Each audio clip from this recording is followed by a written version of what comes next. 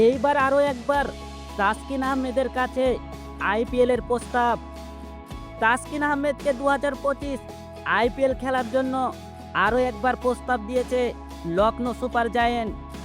তবে এখানে একটি শর্ত হচ্ছে, ফুল সিজনের জন্য এনওসি দেওয়া লাগবে তাসকিন আহমেদকে। প্রিয় দর্শক, বিসিবি কি আবার হতাশ করবে তাসকিন আহমেদকে?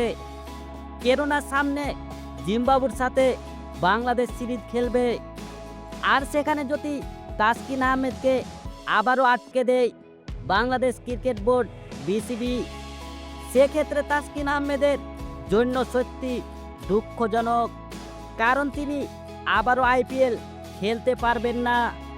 বাংলাদেশ ক্রিকেট বোর্ড আবার উল্টো বুঝে বাংলাদেশ ম্যাচগুলো অতি গুরুত্বপূর্ণ মনে করবে এবং দলের জন্য তাসকিন আহমেদকে রেখে দেওয়া হবে।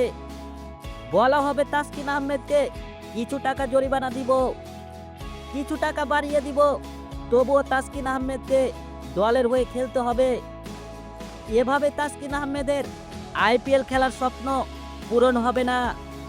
বিষয়টি নিশ্চিত করেছে তাসকিন আহমেদ নিজে। ইতিমধ্যে বিসিবির কাছে এনওসি চেয়ে আবেদন করেছেন, বাকিটা বিসিবি দেখবে। বিসিবি থেকে ফুল সিজনের জন্য এনওসি পেলে লখনৌ সুপার জায়েন্টের হয়ে আইপিএল খেলবেন তাসকিন আহমেদ।